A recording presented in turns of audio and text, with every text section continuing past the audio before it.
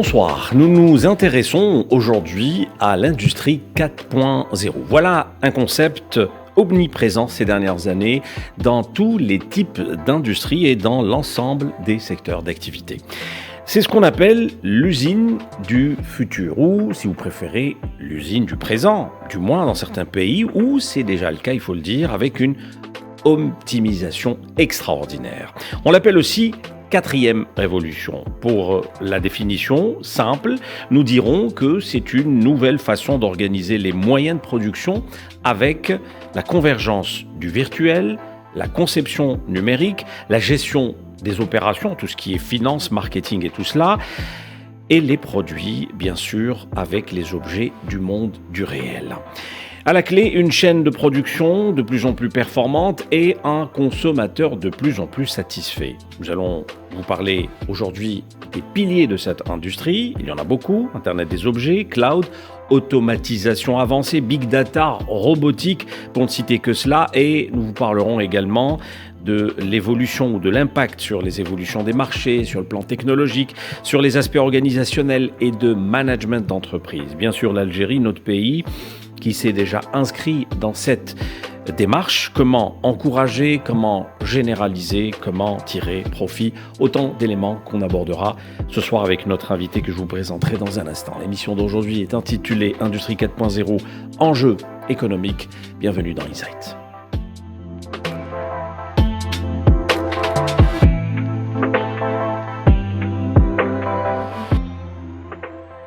Notre invité du jour est le docteur Brahim Bouzouya. Bonsoir. Bonsoir. Merci d'avoir accepté notre invitation. Merci. Vous êtes CEO de InnovBridge DZ, docteur d'État en roboticien spécialiste en industrie 4.0. Vous êtes également ancien directeur du CDTA, le Centre de développement des technologies avancées. C'est un plaisir de vous recevoir. Merci, le plaisir est partagé. Merci. Nordine Azouz, directeur de rédaction Reporter. Bonsoir Nordine. Bonsoir Ahmed. Toujours un plaisir de vous avoir parmi nous. D'abord, on va essayer d'expliquer aux téléspectateurs, docteur, cette industrie 4.0. Finalement, c'est l'industrie d'aujourd'hui, l'industrie du futur. Expliquez-nous. En fait, en parlant de l'industrie, il faut rappeler que celle-ci est passée par plusieurs mutations, appelées également révolutions. Juste, on se rappelle, la première, qui remonte aux années 1765, était caractérisée par la production, par la production mécanique, d'accord, et qui a été portée par la machine à vapeur. La seconde, apparue en 1790, marquée par la production de masse, poussée par l'énergie électrique et pétrolière. La troisième révolution, vers les années 1969, avec un nouveau concept, qui est la production automatisée soutenue par les avancées de l'électronique et de l'automatique. Le début de notre siècle a connu une révolution numérique majeure qui a impacté tous les aspects de la société. L'industrie n'était pas en reste. Conjuguée à cette transformation digitale, des avancées scientifiques et technologiques ont permis l'émergence de certains leviers technologiques clés, en particulier les systèmes cyberphysiques de production et l'Internet des objets. L'intégration de ces deux leviers au sein de l'entreprise et la numérisation de la chaîne de valeur industrielle ont conduit à la quatrième révolution industrielle ou Industrie 4.0, appelée ainsi pour la première fois en 2011. Cette nouvelle révolution est caractérisée par le triptyque suivant. Elle opère une transformation en profondeur des modèles d'affaires, des organisations, des modes de conception, des processus métiers et modèles, en les rendant optimaux, agiles et compétitifs. Et elle vise également une modernisation de l'outil de production en plaçant l'homme au cœur d'un processus flexible et agile de l'usine digitale et connectée, contrairement à la deuxième révolution industrielle où elle poussait à l'automatisation, robotisation. Aujourd'hui, il y a un retour de l'homme au niveau du système de production. Donc on peut carrément dire que l'industrie 4.0 est aujourd'hui une industrie qui s'appuie énormément sur l'intelligence artificielle. Effectivement, c'est un peu vrai, mais c'est pas tout à fait vrai. D'accord. En fait, l'intelligence artificielle est une branche de l'informatique qui n'est pas nouvelle. Elle date à peu près d'un demi-siècle. Et cet outil d'aide, c'est un outil d'aide à la décision et au monitoring. Au sein de l'entreprise, cet outil, une entreprise Industrie 4.0, assure qu'aucun dysfonctionnement ne perturbe la production et évalue certains indices de performance et par rapport à des référentiels et échange à différents niveaux des décisions et prend en charge en temps réel tout type de dysfonctionnement. Bien entendu, c'est là une fonction essentielle. Cependant, d'autres leviers technologiques sont nécessaires, parmi eux les deux piliers que je viens de citer tout à l'heure. Et pour un peu clarifier un petit peu, c'est quoi les systèmes cyberphysiques de production? Ce sont des systèmes composés d'entités et de sous-systèmes, autonomes et coopérants. D'accord. Et Monsieur Bouzouya, si vous permettez, on va essayer de simplifier au maximum, voilà. Parce que là, on est vraiment dans des définitions high level. On a un téléspectateur, monsieur tout le monde, on n'est vraiment pas dans un cours d'université, donc il faut essayer, si vous permettez, de simplifier au maximum. Je donne peut-être la parole à Brahim, à Nordin Azouz. C'est aujourd'hui une thématique extrêmement intéressante, elle vous intéresse à plus d'un titre. Absolument, oui. Pour répondre à la question, est-ce que c'est une industrie du futur, moi je répondrai, ça dépend pour qui. Si l'on parle des pays aujourd'hui qui n'ont pas encore d'infrastructure industrielle adéquate et qui sont en situation de les développer, si on parle des pays qui n'ont pas l'infrastructure Internet et les technologies web nécessaires, il est vrai que c'est une industrie du futur. Maintenant, si l'on parle des pays qui sont déjà engagés dans cette logique depuis quelques années, voire des décennies, il faudrait peut-être dire que c'est une industrie déjà qui est pratiquée au présent. Pour un petit rappel, le concept d'industrie 4.0, c'est un concept qui a été, tout le monde est d'accord là-dessus, lancé en Allemagne à l'occasion d'un salon spécialisé à Hanovre en 2013 plutôt, lancé par l'association des constructeurs allemands de machines et d'équipements. Le concept qui était à la base, disons, un élément de politique de marketing, en fait, s'est transformé très très vite en réalité. Et l'Allemagne est un pays qui est déjà assez avancé. Je pense que Brahim Bouzouya nous touchera un mot sur cette question-là. Donc c'est un pays où les entreprises sont déjà sérieusement engagées dans la mise en place d'une industrie 4.0 et dans la mise en place de ce modèle-là. Je parle de l'Allemagne, je parle aussi des États-Unis, puisque un programme ambitieux avait déjà été mis en place par l'administration Obama au deuxième mandat, le Japon bien sûr, la Corée du Sud, l'Italie qui a un programme qui s'appelle Fabricata Intelligenti, si je prononce très bien, et puis en France ils ont un programme qui s'appelle Initiative du Futur. Donc ça dépend de quel pays et de quel niveau économique on parle. D'accord, vous prononcez bien et vous avez la tête. Merci, donc voilà. Donc pour ces pays-là que je viens de citer, la Chine aussi, qui a un programme qui s'appelle Programme 2025, sont déjà engagés. C'est peut-être encore des modèles pilotes, mais en fait, ils sont dedans. J'ai un seul exemple, si tu permets. Ahmed, vous avez un opérateur très important qui s'appelle Adidas. Adidas est déjà dans le domaine depuis 2017, avec un concept qui s'appelle le Speed Factory. Bon, on l'expliquera tout à l'heure. Donc, c'est pas réellement le futur, ils sont réellement dans le présent. Comment ça va se développer après? Bon, ça c'est une autre question, à laquelle ont déjà répondu certains pardonne-moi, ceux de la prospective, mais je pense que au fur du débat, on verra que, encore une fois, pour certains pays, pour certains modèles économiques, ce n'est pas tout à fait de la fiction ni du futur, mais ils sont déjà dans le présent. D'accord. Docteur Bouzouya, expliquez-nous maintenant les avantages de l'industrie 4.0. Alors concrètement, une usine qui fonctionne avec ce type de concept, elle produit plus, elle est plus efficace, plus rentable, optimisation de temps. Donnez-nous vraiment les avantages aujourd'hui de fonctionner avec ce type d'industrie.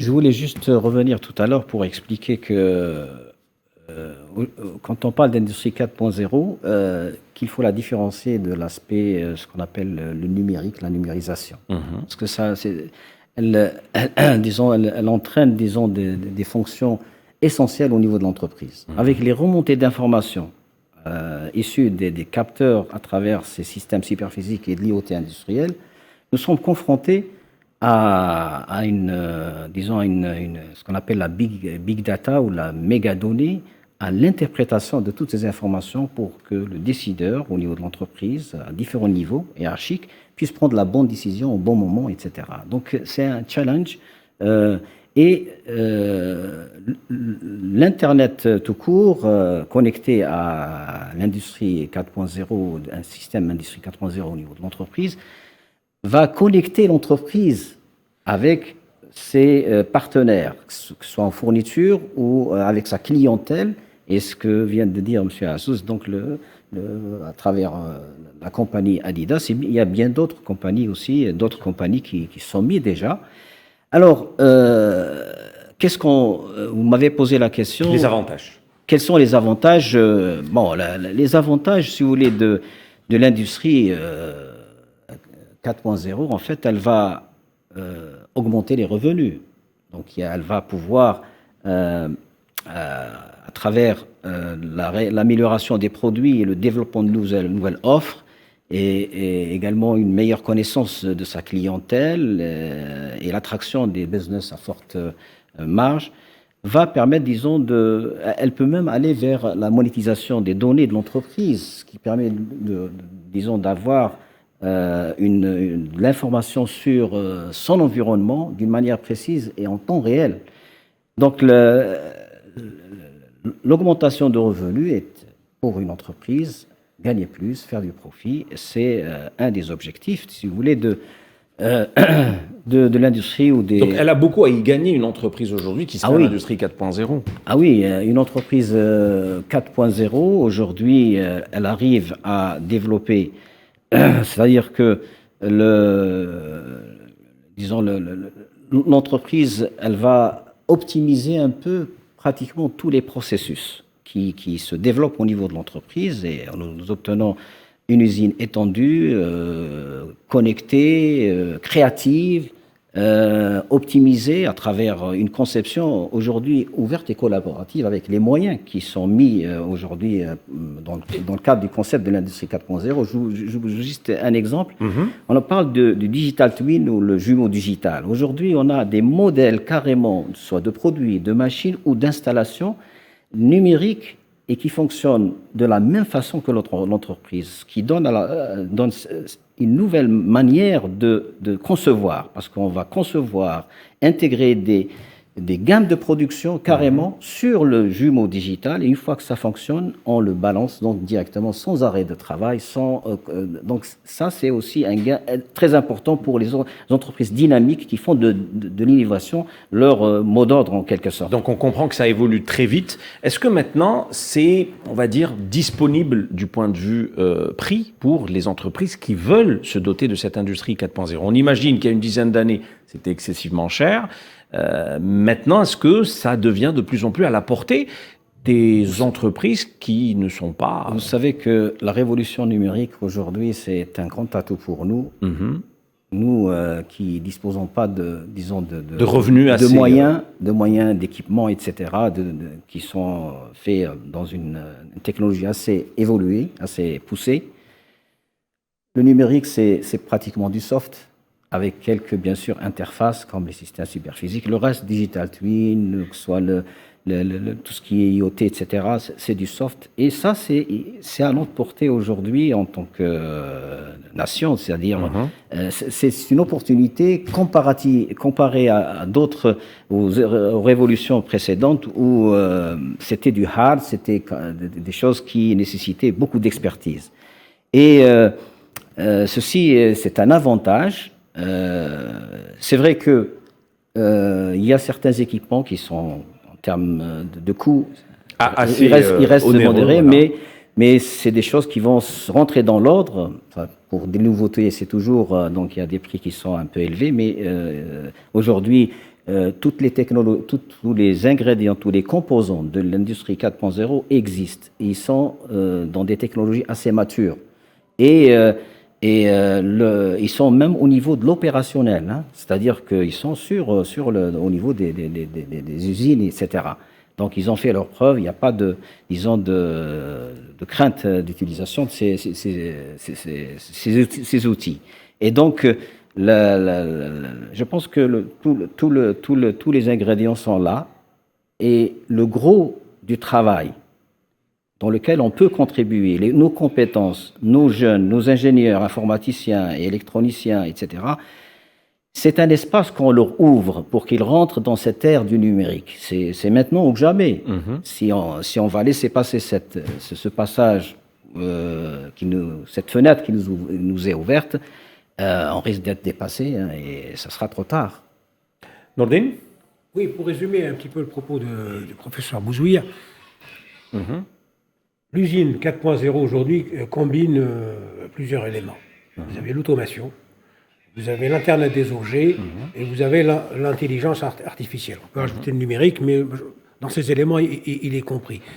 Pour aller vers quoi? Pour aller vers ce qu'on appelle une usine intelligente. L'objectif de l'usine intelligente, c'est quoi? C'est de correspondre à la logique économique, c'est-à-dire augmenter le temps de travail, augmenter la qualité du produit qui est manufacturé, essayer d'assurer, parce que ça aussi c'est un élément qui est important, le confort du salarié ou de l'employé qui est dans l'unité, et puis aussi anticiper la demande des marchés. Avant, on était dans une situation d'industrialisation classique de masse, qui faisait du volume, sans tenir compte de la demande ni du goût du consommateur qui peut être vous et moi ou quelqu'un d'autre. Là, on passe à un autre paradigme complètement, c'est-à-dire anticiper le changement de consommation et faire en sorte que cette usine-là réponde en temps voulu et en heure voulue à la demande des consommateurs. C'est quelque chose, tout à l'heure, professeur Bouzouia a parlé de révolution, pratiquement on est dans cette révolution-là, c'est-à-dire capable d'anticiper et d'avoir un coup d'avance sur la demande du marché et pouvoir lui répondre en heure et en temps voulu. C'est quand même quelque chose d'extraordinaire. Ça, on est dans la logique économique. Maintenant, pour la logique sociale, parce qu'il y a un débat, est-ce que c'est une usine qui détruit davantage d'emplois ou pas? On est dans un questionnement qui n'est pas encore réglé. J'aimerais juste dire que toutes les révolutions qui ont été citées ici sur ce plateau, en fait, sont passées par une destruction des emplois. Ça n'a pas empêché d'en créer d'autres et peut-être même aussi d'innover pour créer de nouveaux métiers. D'accord. Voilà. Oui. Oui, je rejoins tout à fait M. Azou sur cet aspect d'emploi. Contrairement de ce qui est un peu soutenu ou avancé, dire que les technologies, en particulier l'industrie 4.0, avec l'aspect automatisation, connexion, interaction avec... c'est-à-dire, ça va certainement enlever certaines postes d'emploi, en quelque sorte. En réalité, c'est tout le contraire. Parce que ce qu'ouvre l'industrie 4.0 comme perspective d'emploi dépasse de loin ce qu'elle peut enlever en termes, disons, de tâches pénibles, répétitives, fastidieuses, etc. Ça va faciliter l'emploi et non pas faire disparaître l'emploi. Oui, ça va transformer et non faire disparaître. Parce que créer d'autres aussi. Créer d'autres et surtout l'aspect cognitif qui va être dominant. Et ça se rapproche de l'intelligence humaine. C'est ça, c'est-à-dire avoir un système qui est proche de l'intelligence humaine et non un être humain qui travaille sur un système dont il ignore le fonctionnement, complètement. etc. Voilà. Alors, les enjeux économiques, c'est l'essence même de cette émission de ce soir. On peut parler de l'impact sur l'évolution du marché ou des marchés. On peut aussi parler d'un impact sur les plans technologiques, sur les plans organisationnels et management d'entreprise. Docteur Bouzouia, là, il y a à boire et à manger, j'ai envie de dire, sur cette histoire d'impact. C'est tellement vaste. Les impacts sont de plusieurs ordres. Vous avez tout ce qui est impact technologique, ça va très vite, ça évolue rapidement. Il faut s'accrocher un petit peu sur ces différentes techniques. Sur le plan organisationnel aussi, il y a un changement, il y a un esprit, ce qu'on appelle donc du travail collaboratif qui est mis en avant. Et sur le plan, disons, de l'aspect profit, etc., il y a une course effrénée qui se déroule en ce moment en termes de leadership au niveau mondial. J'ai eu l'occasion de visiter, par exemple, les clusters de l'industrie 4.0 en Allemagne, qui sont spécifiques à chaque fédération, 17 fédérations, 17 clusters. Et l'État met de l'argent pour l'animation de ces clusters. Un cluster est formé de sociétés, d'entreprises qui sont cotées à la bourse. Ils n'ont pas besoin d'argent, mais l'État, puisque c'est sa stratégie, et il fixe comme objectif d'être leader mondial dans certaines technologies. Il ne peut pas être dans toutes les technologies, mais du moins sur les 17, avant les États-Unis, le Japon et la Chine. Ça, c'est un objectif. Nous ne passons pas dans ce cadre. C'est-à-dire, nous avons nos ambitions. Pourquoi pas dans certains domaines, dans certains segments. On peut également travailler à l'international. D'accord, on va parler de l'Algérie dans un instant, si vous permettez, mais restons toujours avec cette histoire d'impact. Pour ce qui est du management d'entreprise, de l'organisation elle-même d'une entreprise, avec le côté administratif et le côté industriel, qui adhère fortement à ce concept-là, aussi on imagine qu'il y a beaucoup d'avantages. Certainement, c'est-à-dire le fait de passer à une politique de zéro papier, une dématérialisation. Dématérialisation, et ensuite faciliter les contacts et également assurer une rapidité d'échange. Tout ça, ça va et instaurer un esprit de travail collaboratif. Tout ça, ça va motiver, ça va drainer beaucoup d'énergie et certainement il y aura un vrai changement dans les comportements au sein des entreprises, dans le travail de l'entreprise. D'accord. Nordine Azouz, on le voit déjà dans la presse, vous êtes issu du monde de la presse, hein, ça a complètement changé déjà, cette dématérialisation, le fonctionnement, on imagine dans une industrie. Complètement. L'enjeu, c'est carrément le changement de modèle industriel et économique. C'est-à-dire qu'on va passer d'un modèle classique, où l'usine, c'était des machines, c'était du bruit, c'était des outils de partout et peut-être un surplus de main-d'œuvre sur les sites à quelque chose qui va ressembler pour les non-initiés à de la science-fiction. Dans l'industrie et dans l'usine 4.0, on parle de cobotique, on n'est même plus dans la robotique, on parle d'une informatisation à outrance, on parle surtout, encore une fois, pour rester dans la logique économique, à quelque chose qui va permettre à l'opérateur, à l'usine, de produire bien, mieux, et dans la logique de la maîtrise de l'offre et de la demande. Vous avez une augmentation du retour sur les capitaux engagés, vous avez la minimisation des accidents au niveau du travail, parce que vous avez là un dispositif informatique et numérique qui est en train de surveiller votre processus de production et qui va vous dire attention, dans 1 heure, peut-être que cette machine-là ne va pas fonctionner. Donc vous imaginez un petit peu la transformation que ça va avoir. Vous allez avoir aussi un impact écologique, parce que utiliser davantage de matériaux technologiques de dernière génération va vous permettre d'économiser et d'avoir une empreinte carbone moins importante qu'est-ce qu'elle ne l'est aujourd'hui. Et puis une capacité, encore une fois, de s'adapter aux mouvements sociaux, aux mouvements comportementaux, au niveau de la consommation et au niveau de la demande des marchés. C'est quelque chose... encore une fois, le terme révolution n'est pas usurpé, et c'est quelque chose qui va nous projeter dans un autre modèle industriel et économique. Il y a aussi l'aspect compétitivité, docteur Bouzia, qui est extrêmement important aujourd'hui, dans le sens où une entreprise qui n'adhère pas à ce concept va perdre des parts de marché considérables. Bien sûr. Parce que la concurrence n'attend pas.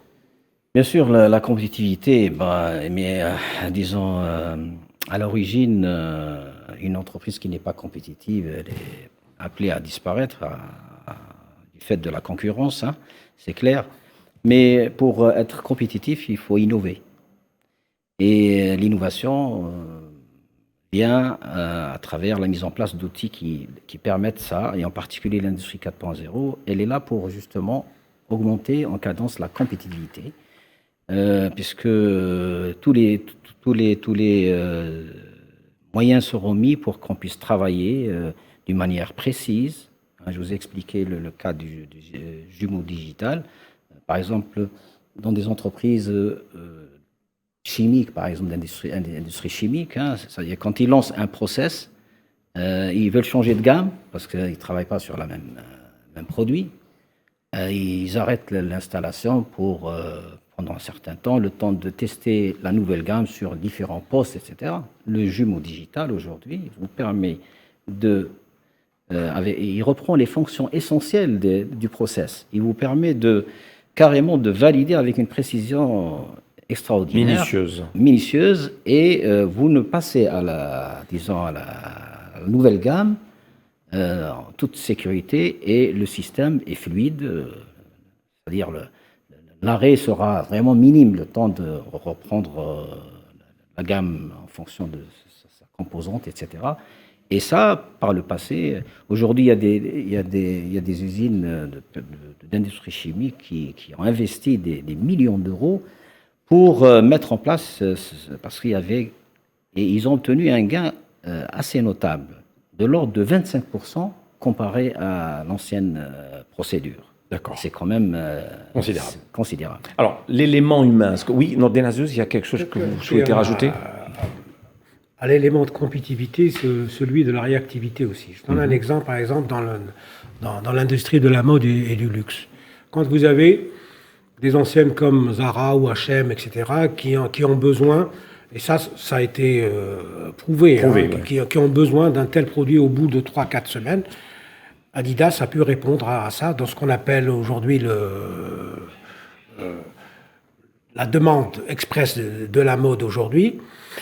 Tout de suite, ils répondent à la demande. Absolument, ce qui n'était pas auparavant. On est passé, si vous voulez, d'une logique push à une logique pull. Qu'est-ce que ça veut dire? Ça veut dire qu'auparavant, l'opérateur produisait et gardait du stock chez lui, avec une inconnue s'il va pouvoir épuiser son stock ou il va devoir passer à la remise pour pouvoir ne plus l'avoir dans ses magasins. On est passé à une logique push, c'est-à-dire travailler à la commande, mais rapidement et selon les vœux. Comme l'industrie automobile aujourd'hui. Absolument. Voilà, absolument. Les constructeurs. Mais dans l'industrie de la mode aujourd'hui, c'est très prégnant, c'est très présent. D'accord. Voilà. Alors, j'allais vous poser la question sur l'élément humain. Est-ce que concrètement, on veut dire qu'il va diminuer de plus en plus avec l'industrie 4.0? C'est-à-dire qu'on aura moins de personnes qui travaillent à l'usine? Eh bien, c'est le contraire, monsieur Lahri. C'est l'industrie 4.0, comparée à l'industrie, la troisième révolution industrielle, basée sur l'automatisation et la robotisation, l'être humain a été mis à l'écart. Aujourd'hui, avec la cobotique... Il est réhabilité. Mais il travaille, le système de production, il est plus rentable avec le retour de l'être humain côte à côte avec un robot, par exemple, avec une machine avec laquelle il peut communiquer. Donc, aujourd'hui, et on gagne, ça c'est des statistiques, comparé aux deux situations de robotisation, automatisation et l'industrie 4.0, on gagne à peu près 40% en efficacité lorsque l'être humain revient travailler côte à côte. Et aujourd'hui, les équipements, tels que les cobots, les robots sont des robots qui travaillent côte à côte en parfaite sécurité avec l'être humain et avec une certaine intelligence. Et existent, ils sont là, et ils sont pas très très chers, ils sont à des prix abordables pour un investissement bien sûr de longue durée. Et c'est plus efficace. C'est plus efficace. Cette question, Ahmed, si tu permets, je pense que ça dépendra aussi de la généralisation de l'industrie 4.0.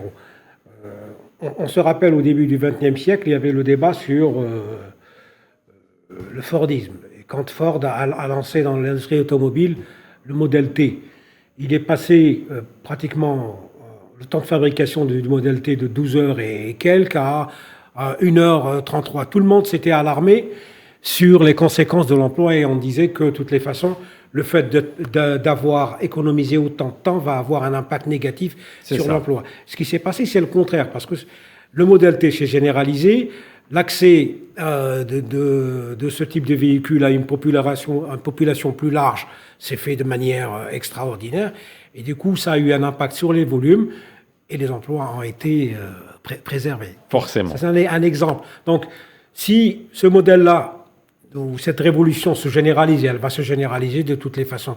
Non seulement elle va contribuer à préserver de l'emploi, mais à en créer d'autres et à inventer de nouveaux métiers. Alors, on va arriver à l'Algérie maintenant. Si je vous demandais de faire un état des lieux déjà, vous êtes complètement dans le domaine, vous nous diriez quoi ce soir?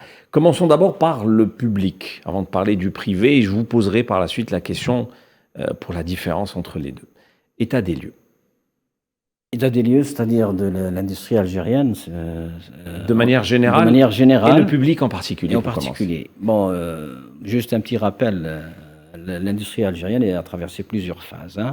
Sans revenir sur l'historique, elle est passée de la révolution industrielle, avec les usines clés en main, Et ensuite à la restructuration, puis la privatisation partielle, avec une tentative de passage à une économie de marché. Mais bon, ça n'a pas trop réussi jusqu'à présent.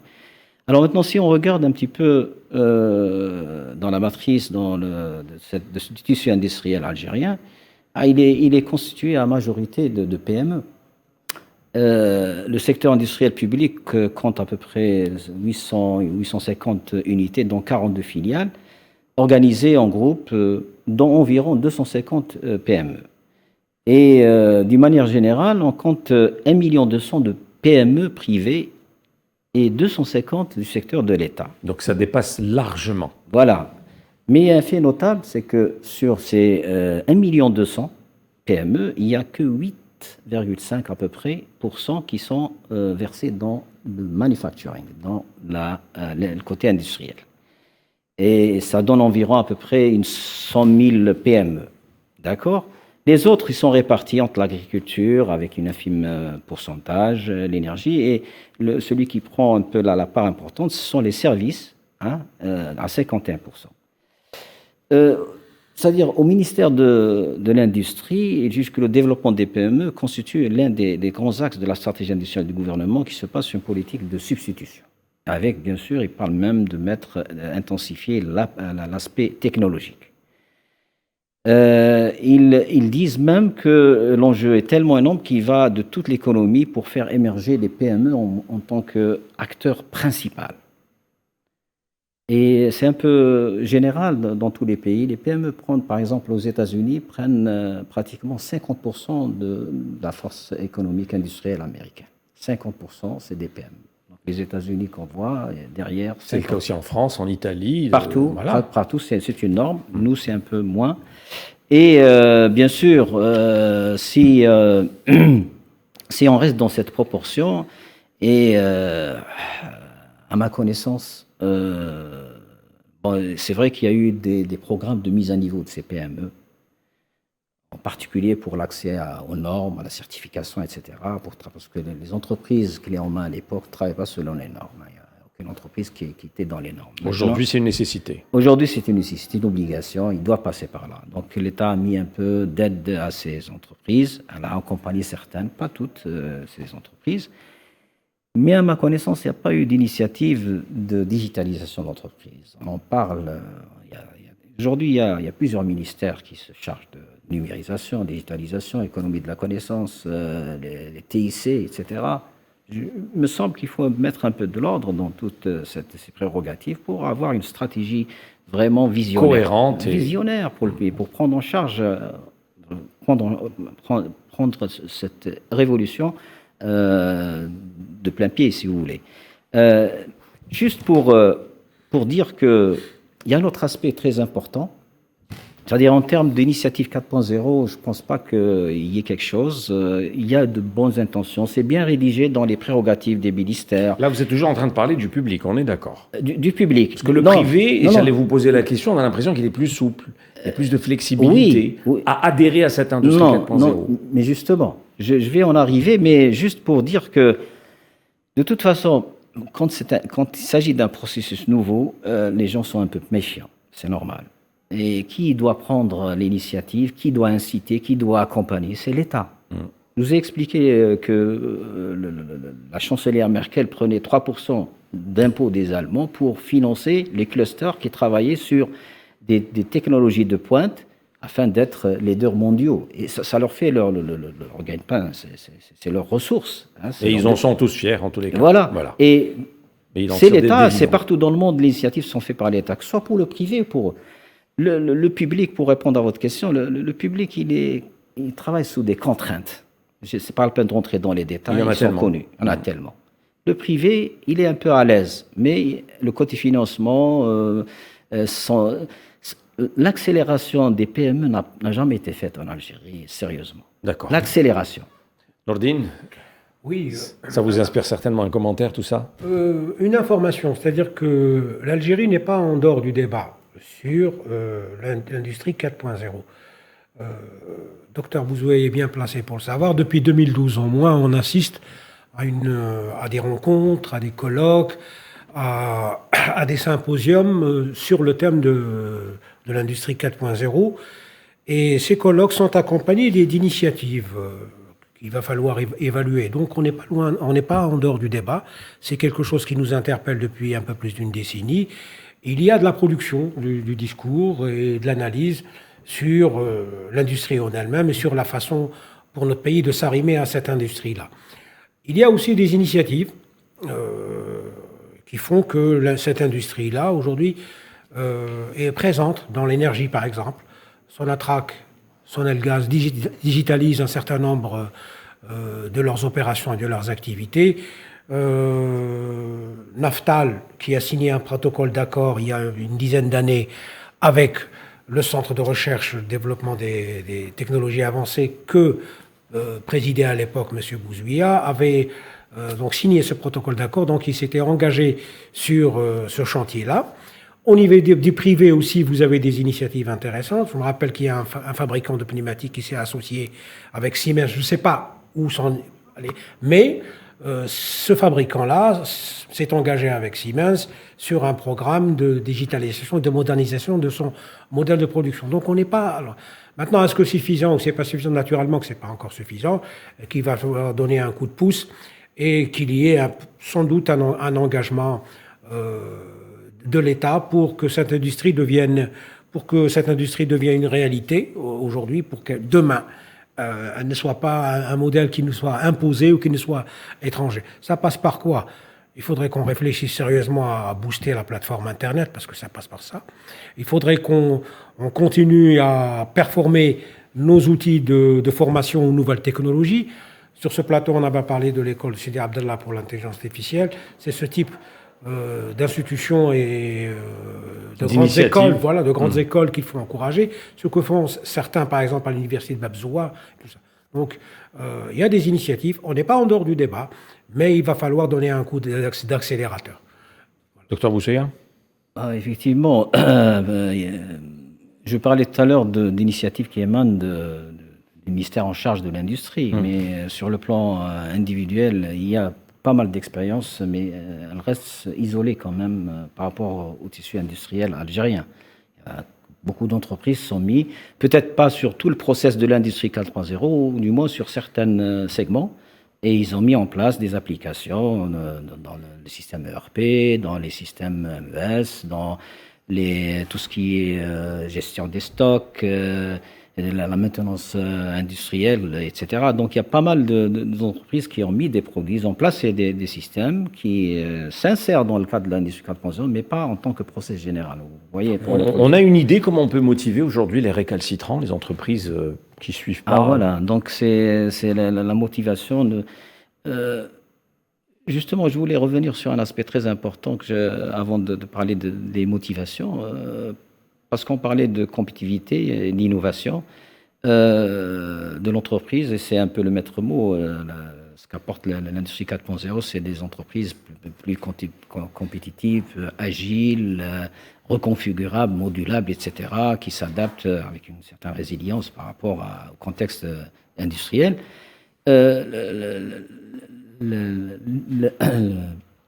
L'innovation passe par la R&D en entreprise. Ça, c'est aussi la recherche-développement. Ah oui, la recherche-développement qui donne sur l'innovation. L'innovation, en fait, c'est pas un résultat, mais c'est un processus de R&D. Les gens se trompent, ils parlent d'innovation, mais il faut passer par le processus de R&D pour aller à l'innovation. Il faut mettre en place le R&D. L'industrie 4.0, elle l'intègre automatiquement. Mais si on revient un petit peu sur c'est-à-dire sur un élément important qui va composer, l'industrie 4.0, la recherche et développement d'entreprise. Tout le monde en parle. Le ministère, l'agence de développement des PME et de l'innovation, elle en fait même dans certains extraits, ses missions, c'est de rapprocher, d'inciter, mais il faut que l'État donne un signal fort par rapport à ça. Il faudrait qu'elle accompagne, au même titre qu'elle a fait pour, par exemple, la mise à niveau, passage aux normes. Il faudrait un programme pour aider les entreprises à mettre en place l'innovation. Tout le monde le fait.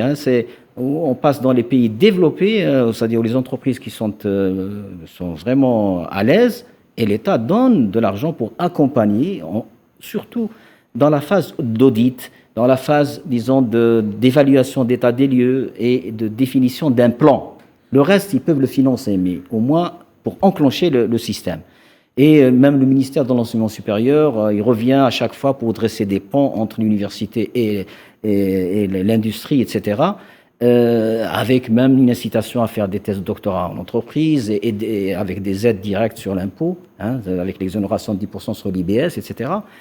Mais ça reste timide et on ne peut pas parler d'encouragement ou de motivation. On peut parler, disons, d'un tissu de PME compétitif, privé même, je parle du privé, s'il n'y a pas de la R&D et de l'innovation au sein de ce système. L'innovation, c'est la compétitivité, c'est rester ou disparaître. Il n'y a pas photo, en quelque sorte. Nordin Azouz, très bien. Alors, justement, j'allais vous poser maintenant la question sur la formation des collaborateurs à cette innovation, à cette industrie 4.0. On imagine, allez, schéma classique, une usine qui fonctionnait comme avant, et du jour au lendemain, elle décide de se mettre à l'industrie 4.0. Donc, c'est des équipements, c'est un mindset aussi chez les collaborateurs. Comment faire cette transition? On parle toujours de l'Algérie. Vous avez des exemples, par exemple, des cas concrets que vous pouvez nous relater? Vous savez, généralement, les connaissances acquises au niveau des formations qu'on donne au niveau de l'université, beaucoup de programmes ont été mis à jour, beaucoup de spécialités nouvelles ont été mises en place. Je ne pense pas que l'université est, disons, de sa mission. Au contraire, elle anticipe, elle va sur les nouveaux métiers. Et avec ces nouveaux métiers, l'accès aux technologies de l'industrie 4.0 se fait d'une manière naturelle. Parce que vous avez parlé de l'école sur l'intelligence artificielle. Si vous ouvrez disons ce créneau d'industrie 4.0, au lieu que de pousser le jeune à aller faire sa start-up, alors qu'on sait que 10% des start-up réussissent avec un contexte qui n'est pas déjà général en leur faveur, autant développer son savoir-faire à travers ces technologies d'industrie 4.0 qui font appel à ces compétences. Pourquoi les ingénieurs partent à l'étranger? Vous avez fait une émission sur ça il y a quelques temps. Dernièrement. La semaine dernière. Eh bien, ils ne trouvent pas. C'est comme ils n'arrivent pas à trouver l'oxygène au niveau de notre tissu industriel et socio-économique. Et ils cherchent l'oxygène là où il existe. C'est normal. C'est ça. Donc, je ne pense pas, c'est-à-dire sur le plan de maîtrise et d'appropriation des techniques, soit au niveau hard ou soft, nous avons les compétences. D'accord. Maintenant, au sein de l'entreprise, la formation continue au sein de l'entreprise quand on fait une transition d'une technologie à une autre, d'une industrie à une autre, d'un procédé à un autre. Là, il faut que les collaborateurs bénéficient d'une formation adéquate. Bien sûr. Tout d'abord, il ne faudrait pas faire peur aux industriels ou leur dire que vous passez à l'industrie 4.0, vous allez mettre de côté tous vos process. Non. C'est ça un peu l'avantage et puis des signes de réussite de l'industrie 4.0. Continuité. Elle se fait d'une manière progressive sur l'ancien système et graduellement et avec un accompagnement intégral des opérateurs sur les nouveaux systèmes. Et nous avons un exemple, je vous le cite parce qu'il est éloquent. La fonderie de la SNVI à Ruiba, elle a pratiquement digitalisé tous les postes en mettant du matériel dernier cri complètement connecté avec des remontées d'informations inimaginables. Donc ils ont maintenant du personnel. Avant ils faisaient ça au stylo, à la main, passer voir, téléphoner, etc. Aujourd'hui ils le font d'une manière professionnelle à travers des ordinateurs et sans aucun problème. Ils ont mis en place 4 robots. Des robots qui manipulent des charges d'une demi-tonne et qui aujourd'hui sont programmés par des Algériens qui sont programmés. Donc, et c'est des jeunes qui sortent de l'école d'ingénieurs ou de l'université avec un master en automatique, par exemple, ou en informatique, ils sont capables. Donc, il n'y a pas de... C'est un peu l'atout de passer à l'industrie 4.0 parce que les métiers qui est nécessaire à sa mise en œuvre sont aujourd'hui à la portée de nos jeunes diplômés. Fraîchement diplômés. Voilà. C'est une culture d'entreprise aussi, Nordine Azouz, Oui, ce passage à l'industrie 4.0 carrément. absolument, absolument. Donc, dans l'usine 4.0, c'est tout le décorum du système de production qui change complètement. Et c'est le comportement du salarié ou de l'employé au sein de l'unité de production qui change complètement. J'aimerais revenir sur la question de la formation, elle est très importante. Tout à l'heure, est-ce qu'on est... c'est vrai qu'il y a un constat de retard aujourd'hui par rapport à des pays comparables aux nôtres. Hein. Je pense que au-delà de l'engagement des opérateurs économiques à changer de processus, de mindset, comme vous voulez, parce qu'il faudrait qu'ils le changent complètement. Sinon, demain, ils seront, passez-moi l'expression, dépassés ou largués complètement. Ils vont se retrouver... Encore plus fort. Voilà, ils vont se retrouver, dans le meilleur des cas, en situation d'acteurs émergents. On parle aujourd'hui de pays émergents. On peut se retrouver en situation d'acteurs ou de pays émergents, alors qu'il y a possibilité justement de s'arrimer à ce processus-là et de produire un modèle qui est proprement algérien par rapport aux normes que nous avons aujourd'hui. Mais un point très important, c'est celui de la formation. Est-ce qu'aujourd'hui, nous avons une politique de formation qui est orientée vers les nouvelles technologies pour que demain, ceux qui sortent des universités et des grandes écoles soient capables de manager et de gérer ces unités-là. Là, c'est une question qui est encore posée aujourd'hui. Hein. Très bien. Voilà. Je terminerai avec vous. Dernière question, docteur Bouzouya. Vous dites, et je l'ai bien noté, c'est un virage important que l'État algérien doit prendre sans plus tarder, car le train est déjà en marche. Je vous laisse terminer là-dessus. Quel est votre message ce soir pour que les choses avancent ? Le train, effectivement, est en marche. Il s'agit d'une révolution. Hein. Ce n'est pas une évolution. Pour certains, c'est une évolution technologique. Non, c'est une mutation industrielle très importante. Et la vitesse des avancées en technologie numérique et en cognitive, aujourd'hui, vont à une vitesse vertigineuse. Et donc, le train est vraiment en marche, à prendre maintenant avant qu'ils nous prennent de vitesse. En fait, la mise en œuvre du concept d'industrie 4.0 passe par l'adoption, et ça c'est un peu le message, d'une stratégie globale et fédératrice. C'est tout le monde qui doit mettre la main, comme on dit, à la pâte. Et cette initiative doit être pilotée par l'État, c'est-à-dire le ministère de l'Industrie, conduite par l'industrie, en partenariat avec les institutions spécialisées en industrie 4.0 et les institutions de formation supérieure et technique. L'industrie 4.0, je dirais qu'elle constitue pour notre pays une véritable opportunité parce qu'elle offre quand même des possibilités d'accéder à cette technologie avec les moyens qu'on a. Vous avez parlé des jeunes qui se forment ou le problème de la formation. Aujourd'hui, l'université, elle offre dans les technologies des énergies renouvelables, dans la microélectronique, dans la robotique, etc., des cursus de master normal. Et nos enseignants sont capables de relever le défi. Pour autant, de leur montrer le cap, arrêter une stratégie et travailler. Pourquoi on doit rester tout le temps dépendant alors qu'on a les moyens d'en sortir de cette dépendance? C'est un message aussi pour que les gens espèrent dans notre pays, que peut-être qu'en réfléchissant, en restant même des semaines, des mois à réfléchir, nous sortirons avec un plan, avec une stratégie, une vision, un plan et un programme qui va nous permettre de vraiment passer, disons, dans l'ère de la révolution numérique. Et c'est dommage si on n'a pas le courage de prendre cette direction aujourd'hui avant qu'il ne soit trop tard. Merci à vous, docteur Brahim Bouzouya. Merci d'avoir accepté notre invitation. Merci beaucoup. Je rappelle que vous êtes CEO de InnoBridge DZ, roboticien spécialiste en industrie 4.0 et ancien directeur du CDTA, le Centre de développement des technologies avancées. Merci, Nordine Azouz. Merci à vous de rester fidèle au programme d'Al 24 News. Je vous donne rendez-vous la semaine prochaine. Bonsoir.